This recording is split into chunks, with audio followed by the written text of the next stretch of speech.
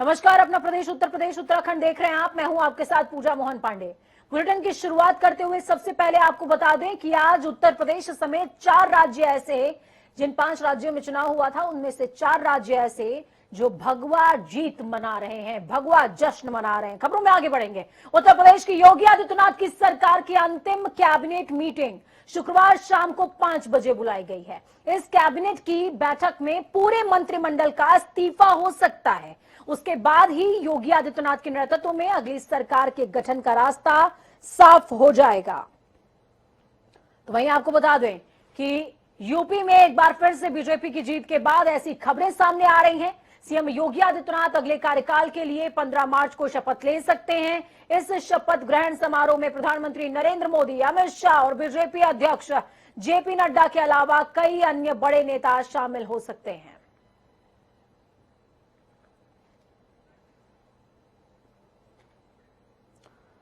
तो बेहद खास उत्तर प्रदेश के लिए यह क्षण। जल्द ही बीजेपी एक बार फिर से सरकार बनाने की तरफ अग्रसर और शपथ ग्रहण समारोह भी उत्तर प्रदेश में होने वाला है। चलिए, इस खबर पर ज्यादा जानकारी के लिए ग्राउंड जीरो का रुख करते हैं। अनूप हमारे साथ में जुड़े हुए हैं। अनूप, क्या कुछ अपडेट है? क्योंकि उत्तर प्रदेश इस समय भगवामय है, भगवा जश्न मना रहे हैं तमाम लोग, और इस बीच ऐसी खबर कि योगी आदित्यनाथ का जो शपथ ग्रहण समारोह होने वाला है ये काफी ग्रैंड होगा। इसमें नरेंद्र मोदी मौजूद होंगे, अमित शाह मौजूद होंगे, जेपी नड्डा मौजूद होंगे, यानी कि काफी लाव लश्कर देखने को मिलेगा। बिल्कुल पूजा, चूंकि देश का सबसे बड़ा उत्तर प्रदेश माना जाता है, जिस तरीके से दिल्ली की रास्ता भी कहीं ना कहीं उत्तर प्रदेश से निकलती है, भाजपा की एक बार फिर से प्रचंड बहुमत से उत्तर प्रदेश में जीत हासिल की। निश्चित तौर पे ये जो मुख्यमंत्री योगी आदित्यनाथ का शपथ ग्रहण एक उत्सव के रूप में मनाया जाएगा। इस वक्त करीब 5 बजे के आसपास जो पुरानी सरकार के कैबिनेट मंत्री थे उनके साथ और भी तमाम जो वरिष्ठ नेता है, वो चाहे स्वतंत्र देव सिंह की बात करें, राधा मोहन सिंह की बात करें, तमाम यहाँ पर नेता 5 कालीदास मार्ग पर पहुंचना शुरू हो चुका है। कुछ तस्वीरें भी दिखाएंगे कि तमाम जो भारतीय जनता पार्टी के नेता हैं वो 5 कालीदास मार्ग पर पहुंच चुके हैं। मुख्यमंत्री योगी आदित्यनाथ से उनसे मुलाकात होगी, खाली औपचारिक बैठक है। हालांकि इस बैठक में बहुत कुछ जो चर्चा होगी, चर्चा का विषय बनेगा, क्योंकि अब जो भारतीय जनता पार्टी के सामने है, कैबिनेट की जो नई टीम तैयार होगी उसमें किसका किसका नाम होगा। जो कैबिनेट में पहले सरकार में थे कुछ मंत्री हैं, वो इस बार जीत नहीं पाए हैं, उनका नाम उसमें रहेगा या नहीं रहेगा, या और दावेदार जो हैं। खासकर जिक्र करना चाहूंगा कानपुर जो कमिश्नर रहे असीम अरुण की, चूंकि वो आईपीएस थे और नौकरी छोड़कर बीआरएस लेकर भारतीय जनता पार्टी में शामिल हुए थे, कहीं न कहीं मंत्री के रेस में हैं। उनको कौन सा स्थान मिलेगा, क्या विभाग मिलेगा। दूसरा ज्वाइंट डायरेक्टर ईडी के थे राजेश्वर सिंह, वो लखनऊ की चर्चित सीट पर एक तरीके से उनको प्रत्याशी बनाया गया और बड़ी जीत हासिल की है। उनका भी नाम कहीं न कहीं मंत्री की दौड़ में शामिल है। तीसरा नाम बेबी रानी मौर्य की कर रही है, क्योंकि उत्तराखंड की राज्यपाल रही हैं। उत्तर प्रदेश में पिछड़ा एक नाम से कहीं न कहीं उनका नए समीकरणों के साथ नया मंत्रिमंडल होगा, और इस सूची में कौन कटेगा कौन बढ़ेगा ये देखने वाली बात होगी। और इसी बढ़ाव घटाव को लेकर के ही लगातार चर्चाओं का दौर भी देखने को मिल रहा है 5 कालीदास मार्ग में। बहुत शुक्रिया अनूप हमारे साथ जुड़ने के लिए, अहम जानकारी ग्राउंड जीरो से साझा करने के लिए। वहीं आपको बता दें कि उत्तर प्रदेश की जनता में फिर से भाजपा को चुना है। यूपी में 37 साल बाद किसी मुख्यमंत्री की अगुवाई में दोबारा सरकार लौटी है, इसलिए लखनऊ से लेकर दिल्ली तक भगवा गुलाल की होली खेली जा रही है, क्योंकि यूपी चुनाव में विपक्ष के सारे मुद्दे योगी आदित्यनाथ के बुलडोजर के उत्तर प्रदेश, उत्तराखंड, मणिपुर और गोवा में भारतीय जनता पार्टी की प्रचंड बहुमत की सरकार बनने जा रही है। इन 4 राज्यों में प्रधानमंत्री मोदी जी के विकास और सुशासन को एक बार फिर से जनता जनार्दन ने अपना आशीर्वाद दिया है। यूपी को बदनाम करते हैं कि यहां के चुनाव में तो जाति ही चलती है, लेकिन भाइयों बहनों, उत्तर प्रदेश के लोगों ने दिखा दिया है। 2014 के चुनाव नतीजे देखें, 2017, 2019 के नतीजे देखें और अब फिर 22 में भी देख रहे हैं। हर बार यूपी के लोगों ने सिर्फ और सिर्फ वहीं आपको बता दें कि शादाबाद विधानसभा सीट जो कि जिला हाथरस की सबसे हॉट सीट थी, जहां भाजपा के दिग्गज नेता और पूर्व ऊर्जा मंत्री रामवीर उपाध्याय को हराकर जीत दर्ज करने वाले आरएलडी प्रत्याशी से प्रदीप कुमार सिंह से खास बातचीत हमारे संवाददाता निंजय पंडित ने की है। इस दौरान उन्होंने क्या कुछ कहा, सुनिए। 2022 का उत्तर प्रदेश का विधानसभा चुनाव हो गया और नतीजे भी आ गए और सत्ता में योगी सरकार फिर से काबिज भी हो गई। और जिस सीट पे हम खड़े हैं, ये जिला हाथरस की सबसे हॉट सीट कहे जाने वाली शादाबाद विधानसभा थी, जिसमें दिग्गज रामवीर उपाध्याय के सामने आरएलडी के प्रत्याशी गुड्डू चौधरी चुनावी मैदान में उतरे थे। इस सीट पर गुड्डू चौधरी ने जीत दर्ज की और जो बादशाहत जो रामवीर उपाध्याय की जो हाथरस जिले में थी, जो दिग्गज नेता थे जिले के, उनको करारी हार मिली। अब यहाँ मौजूद हैं और यहाँ उनका स्वागत सत्कार किया जा रहा है और उनसे बात करने का प्रयास करेंगे और जानने का प्रयास करेंगे। सर, जिस तरह से आपने जो जीत हासिल की और जो दिग्गज एक प्रत्याशी यहाँ से खड़े हुए थे रामवीर उपाध्याय, उनको आपने मात दे दी, क्या कहेंगे? देखिए, मैं सबसे पहले जनता जनार्दन के चरणों में कोटि कोटि नमन करता हूँ। हाथरस जिले के शादाबाद ही नहीं, संपूर्ण जनपद में एक ऐसे आदमी को जिसने 25 साल से हाथरस की राजनीति में एक स्तंभ की तरह अपना पैर गड़ा रखा था, वो सब शादाबाद की जनता के आशीर्वाद से आज स्तंभ को उखाड़ फेंक दिया गया है।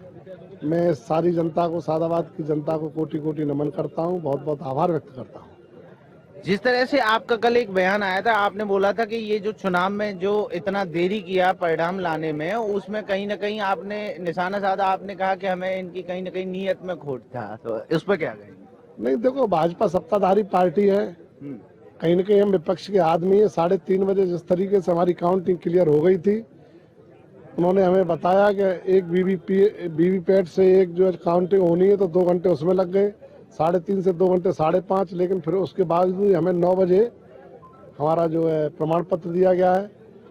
जब हमने पता किया कि आखिर देरी क्यों हो रही है, तो उन्होंने एक टेक्निकल रीजन बताया कि जो वीवीपैट से वोट गिने जाते हैं, उनकी आयोग से परमिशन लेने के बाद ही प्रमाण पत्र दिया जाता है और मैनुअली उसके लिस्ट में जो है, जो काउंटिंग लिस्ट होती है, उसमें मैनुअली लिखा जाता है, क्योंकि वो वीवीपैट से गिने जाते हैं, इलेक्ट्रॉनिक उससे नहीं, डिवाइस से नहीं गिने जाते हैं। तो उन्होंने टेक्निकल रीजन बताया, जब हमारी समझ में आया, और ये बात निश्चित है कि 3 घंटे उन्होंने रिजल्ट डिक्लेयर करने में देरी की, तो हमें उनकी नीयत में संदेह दिखाई दिया था। बहुत बहुत बधाई आपको और धन्यवाद आपका जो हमें समय दिया।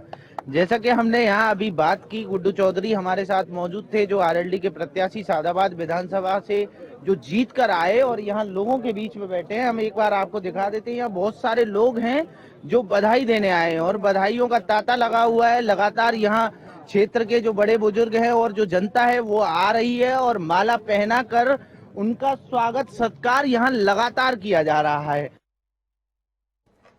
तो खबरों में आगे बढ़ेंगे, बात उत्तराखंड की करेंगे। उत्तराखंड के मुख्यमंत्री पुष्कर सिंह धामी ने पद से इस्तीफा दे दिया है। कैबिनेट की मीटिंग होने के बाद सीएम पुष्कर सिंह धामी ने इस्तीफा दिया। उन्होंने अपना इस्तीफा राज्यपाल गुरमीत सिंह को सौंप दिया।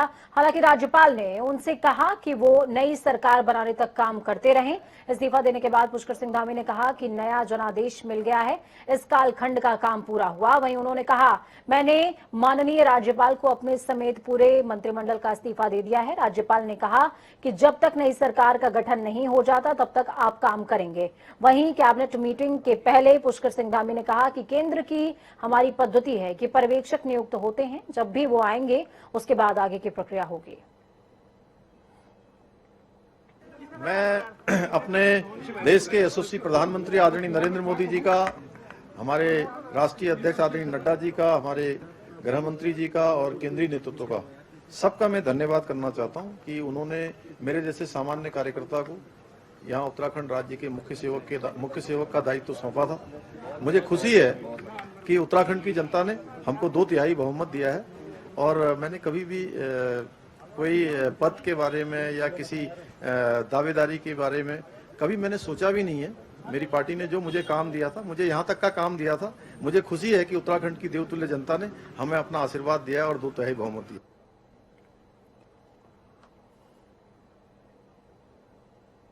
तो आपको बता दें पुष्कर सिंह धामी ने इस्तीफा दे दिया है और सिर्फ पुष्कर सिंह धामी नहीं बल्कि उनके संपूर्ण मंत्रिमंडल का इस्तीफा वो राज्यपाल को सौंपते नजर आए हैं। अजीत काम्बोज ग्राउंड जीरो से हमारे साथ में जुड़े हुए हैं। अजीत, खटीमा सीट हार गए पुष्कर सिंह धामी, लेकिन उसके बावजूद जिस तरीके का उनका मनोबल है, जो स्थिरता उनके चेहरे पर नजर आ रही है, वो कुछ और संकेत कर रही है। वो संकेत ये भी कर रही है कि शायद पर्यवेक्षक उनका नाम ले सकते हैं, शायद पर्यवेक्षक कुछ और आंकड़े फिट कर सकते हैं। और क्या ये उदारता आखिरी समय पर पुष्कर सिंह धामी की काम आएगी? ये निश्चलता जो उनके चेहरे पर नजर आ रही है कि वो पद के लोभ में नहीं है, वो तो बस यहाँ तक की जिम्मेदारी उनको दी गई थी, वहां तक का वो काम करके जा रहे हैं।